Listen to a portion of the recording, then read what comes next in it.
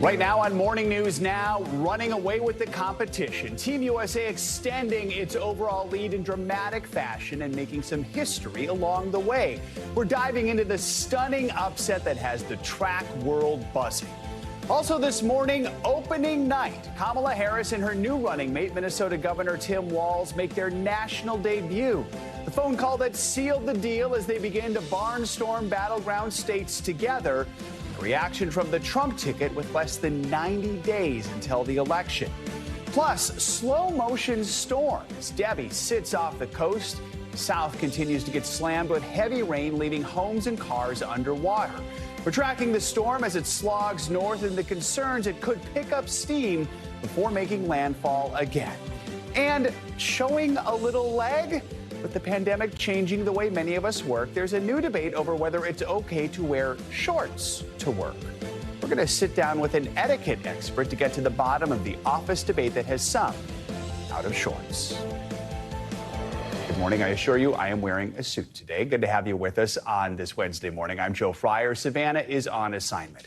To start the hour, we are looking at the stunning performances from Team USA that are shaking up the Summer Olympics. This morning in Paris, Team USA is the outright leader, not just in overall medals, but in gold medals, with 24 golds and 86 medals overall. Indiana native Cole Hocker played a role in that. He's now waking up as an overnight sensation after winning the men's 1,500-meter race. Some argue it's the biggest upset of the game so far. That's because Hocker wasn't even in the conversation of potential medal winners leading up to the event.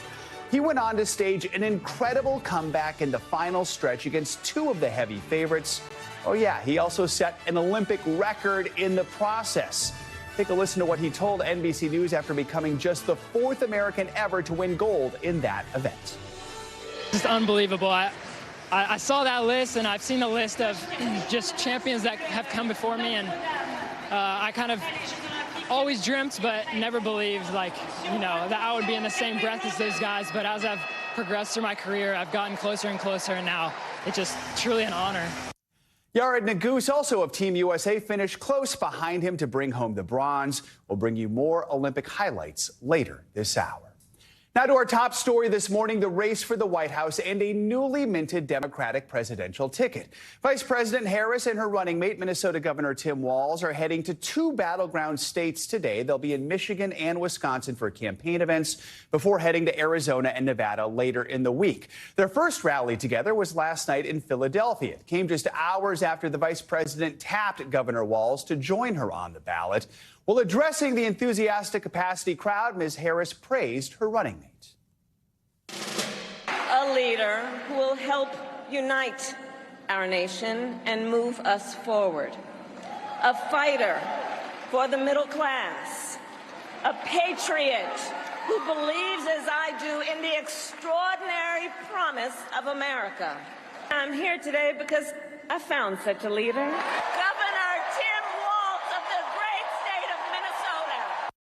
Breaking it all down for us, we're joined now by NBC News correspondent Vaughn Hilliard and NBC News chief political analyst Chuck Todd. Good morning to both of you. Vaughn, let's start with you. So there were 6, then there were 3, then there were 2, and then there was Governor Walz. Walk us through this rollout yesterday and how the VP seemed to come to this decision. Joe, you could say over the years, there have been a lot of names floated for the Democratic presidential ticket. Back in 2020, more than 20 candidates ran. You could say that there are a lot of up-and-comers, people like Gretchen Whitmer, Josh Shapiro, Mark Kelly. But ultimately, yesterday morning, less than 24 hours ago, she named Minnesota Governor Tim Walz, somebody who was really never somebody on the front of people's political minds. And yet there he was just a few hours later up on stage in Pennsylvania, in Philadelphia, alongside his new running mate. Take a listen to part of his introduction to the crowd in the country. Thank you, Madam Vice President, for the trust you put in me, but maybe more so, thank you for bringing back the joy. Donald Trump's not fighting for you or your family. He never sat at that kitchen table like the one I grew up at, wondering how we were going to pay the bills. He sat at his country club up in Mar-a-Lago, wondering how he can cut taxes for his rich friends. This is a man who is currently the Minnesota governor for 6 years now, served in Congress for 12 years, was initially a teacher in Minnesota, a football coach, somebody who made the case last night that all of the years that he had professionally before serving in public office ultimately led him to push legislation and policies that he believes has a direct impact on the people that he has served. And now is to introduce himself to a country where many Americans don't even know who he is. Chuck, let's bring you in a new piece this morning for NBCNews.com. You wrote about the unpredictability of this election year, how the campaign reset is complete. Talk to us more about what you mean. Well, look, I mean, 3 weeks ago, obviously, we were in uncharted waters. We saw what was happening inside the Democratic Party. Fast forward to see where we are. And the biggest takeaway I had from that event last night was, oh, my God, Democrats had to dump Joe Biden. I mean, it is night and day. And what Harris has done, and now picking Walz, they have basically regrouped completely. The Democratic coalition appears to be just about pieced back together. They're back on a level playing field with Trump, maybe even ahead a little bit. I'm a little skeptical of summer polling in general, even during volatile times, but especially during volatile times, because there's still a lot of people traveling, not a lot of people responding. And so you have to be careful here about overreading the polls. But it's clear that the Democrats have some energy again. And when you look at that event last night and you realize where the Biden-Harris ticket was literally 5 weeks earlier, it's a remarkable transformation. But I also want to sort of tamp down a little bit of the enthusiasm that you've seen on the left in the same way we wanted to tamp down the enthusiasm that the right appeared to have during the Republican convention, which is we're still a deeply polarized country. 5 of the last 6 elections were decided by 5 points or less. And this election is going to be decided by 5 points or less. An excellent point there, Chuck. So, Vaughn, let's get more into what Governor Walz said in his remarks. You mentioned he talked about his upbringing in the Midwest, that he was a teacher, he was a coach, his National Guard experience.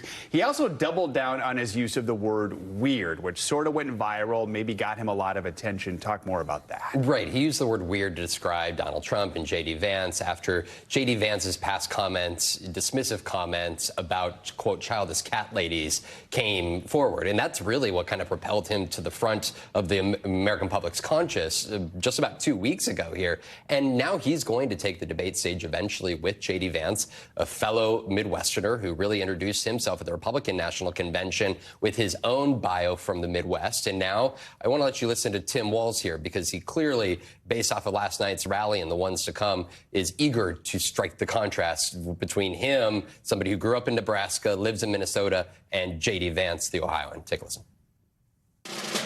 I got to tell you, pointing out just an observation of mine that I made. I just have to say it. You know it, you feel it.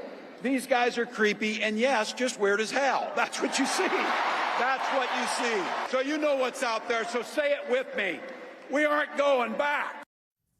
We're not going back is the line that was coined here by Kamala Harris in the last month upon taking over this ticket here. And now she clearly has somebody that she trusts to be her running mate, not only for the next 3 months, but potentially to actually be the vice president. Chuck, quickly here, when we get done with the DNZ, we don't even know if we're going to have debates. Where does this campaign go from here? How do these undecideds make up their mind? Well, look, I mean, I do think the one thing both parties didn't do was put together a ticket that tried to reach out to the sort of the skeptical middle. So that's where they're going to be headed. And I think it's going to be a campaign where both parties attempt to disqualify the other with the middle. So it will be, I think those final voters are going to be negative voters, meaning they're going to be voting against a candidate, not necessarily voting for one. But let's remember, Kamala Harris hasn't done an interview yet. She's taken, I think, 1 question total since essentially becoming the head of the ticket. She's got a lot of blanks to fill in, and I think she's got to do that, not just with her convention, but do some sit-downs, do some interviews, do a big press conference, maybe do it next week while she's on the road. But she's got a lot of holes to fill in, and that's, you know, that's another reminder that we've still got, it may be only about 90 days left till Election Day, but we got a long way to go. All right. Vaughn and Chuck, thank you both. Appreciate it. For more on Governor Walz and how his politics could shape the upcoming election, let's bring in David Schultz. He's a distinguished professor of political science and legal studies at Hamline University in St. Paul. He's studied Minnesota politics for decades. He's also the author of the book Generational Politics in the United States, From the Silence to Gen Z and Beyond.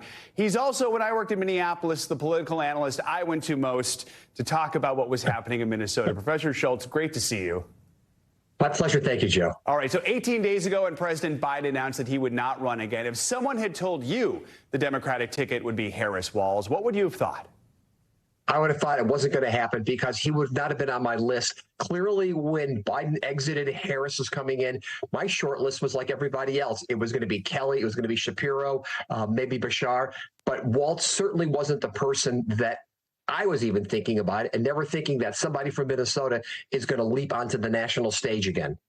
Let's discuss Governor Walz's record. When he was elected to Congress nearly 20 years ago, he was pretty moderate. As governor, he became more progressive, especially with Democrats controlling the state legislature now. How do you describe his record after nearly 6 years as governor? Well, clearly, it's an evolution, because you're right. He ran initially in the southern part of Minnesota, very conservative, won in a deeply conservative area. At one point, he had a 100% endorsement for the NRA, and I would describe him as a centrist Democrat in Congress, gets elected 6 years ago to the governorship, and runs on the campaign of One Minnesota, working across the aisles. But in 2022, when Minnesota basically created a trifecta, Democrats controlled both houses of the legislature, he's the governor, he moved with the Democrats to really enacting a quite progressive agenda in terms of spending for education, in terms of paid family leave, support for LGBTQ rights, voting rights, restrictions on guns in some situations. He helped preside over, I will say, the dream policy or the dream legislation that many progressive Democrats want to have. And in the process, also became a very articulate and very forceful, let's say, defender of progressive democratic values. And I think that's in part why he eventually rose to the top of the list, along with, as you pointed out here, can't deny the fact that his comment, weird, really made him a social media star. Does he have a record of reaching across the aisle and working with Republicans to get things passed, or are those days over? Is there no more Minnesota nice in the Minnesota legislature? I think that's over. I think in his first term as governor, he had to do that because we had split party control of the legislature.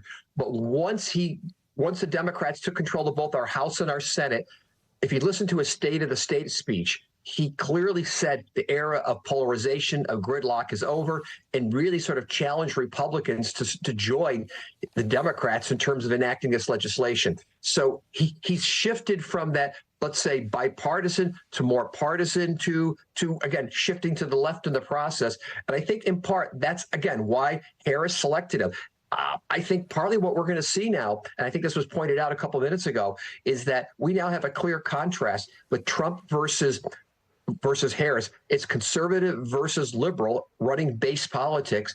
And they're going to fight for what? Fight for roughly 200,000 voters across 6 swing states that are going to decide the election. Quickly, Professor Schultz, what policy or decision has been the most unpopular or controversial? Well, for him in Minnesota, it's going to be the decision after the murder of George Floyd, when the riots broke out. It was really the delay in terms of calling out the National Guard. And while there's some controversy regarding whether or not the blame should be situated with the mayor of Minneapolis or him, clearly I think Republicans are going to key in on that and argue that he's soft on crime, like he's soft, not as supportive of police. That I think is going to be the vulnerable, as well as the argument that says that he's very, very liberal. So those are going to be the 2 points I think Republicans will use against him. Professor Schultz from the great state of Minnesota, good to see you this morning. Thanks for joining us. My pleasure. Thank you. In financial news, this week's rocky ride on Wall Street is expected to smooth out today. U.S. markets are forecast to open higher this morning. All 3 major U.S. indexes closed higher yesterday after a big sell-off in the markets on Monday, which saw the S&P 500 and the Dow post their worst session in 2 years. The sell-off was fueled by fears over a U.S. recession after a softer than expected July jobs report. Many in the southeast are waking up underwater after a deluge by Tropical Storm Debby. Since making landfall Monday in Florida, the storm is blamed for at least 6 deaths. The storm's creating dangerous conditions. The National Hurricane Center is still warning of catastrophic flooding across Georgia and the Carolinas, where, as you can see, street flooding proved hazardous for at least one driver. Debby did move offshore Tuesday and continues to churn off the coast of South Carolina, and the end is not yet in sight. Forecasters predict that Debby will move back onshore later this week. NBC News correspondent Aaron McLaughlin joins us now from Myrtle Beach, South Carolina, with the latest. Aaron, good morning. So Tropical Storm Debby has done its fair share of damage, washing out roads, downing power lines. What's the situation where you are this morning? Yeah, when it comes to Tropical Storm Debby, Joe, officials really warning about the rainfall. But this morning here on this beach in South Carolina, it's very much, as you can tell, about the wind as the tropical storm has moved offshore, gathering strength for that second landfall. Officials say they are bracing for more flooding, more rainfall to hit this state. Yesterday, we were further south in Folly Beach as residents were doing everything they can to prevent that flooding. Take a listen. As long as I've lived down here, this is as bad as I've seen it.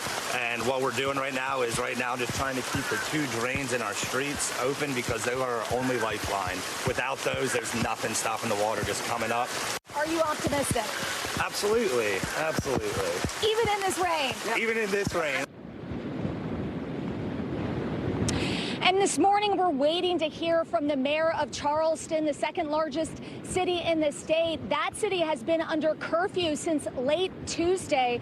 The mayor says that he's going to be assessing the situation to see if that curfew could be lifted. But in the meantime, officials are warning folks to stay home, to stay safe. And for the most part, as you can tell, most people here in this area are not out at the beach. They're heeding that warning, Joe. All right, Aaron McLaughlin, thank you so much. Let's get the latest on Debby's track and rainfall potential. For that, we're joined by meteorologist Angie Lassman. Angie, good morning. Good morning, Joe. It sounds like a kind of rinse and repeat forecast from what we were talking about yesterday and the day before. More rain in the forecast for folks across the southeast. You heard Aaron talking about it there. We've still got a tropical storm, so still hanging on to tropical storm status for Debby with winds at 45 miles per hour. The center of the system is offshore. It's going to remain there for a little while longer before we start to see it swing back towards the coast, eventually making a secondary landfall. In the meantime, though, we've still got these bands of really intense tropical rain working their way onshore.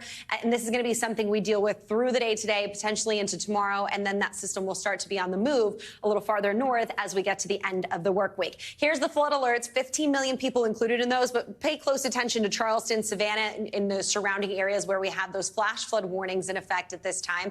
Just really saturated grounds, inundated with rain, with more to come. So the flooding concern will be there again through the day today. Here's how it plays out. You can see all of that rain working back towards the coast, eventually working its way to the inland areas of the mid-Atlantic. That's where we'll look for some concerns for flooding here as we get to tomorrow, especially later in the day. The track showing you exactly where we're expecting the highest amounts of additional rainfall on top of what we already have, which has been quite impressive in a lot of spots.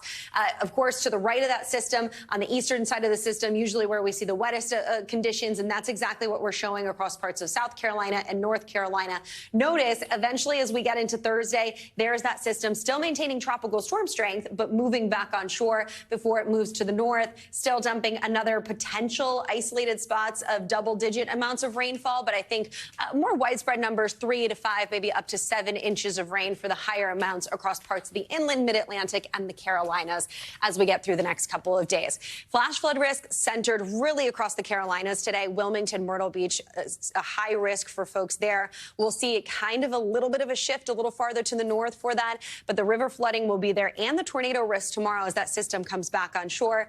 And Joe, by the time we get into your Friday, we'll see more of the same here with those conditions still concerning when it comes to flooding across this region. Thanks for watching. Stay updated about breaking news and top stories on the NBC News app or follow us on social media.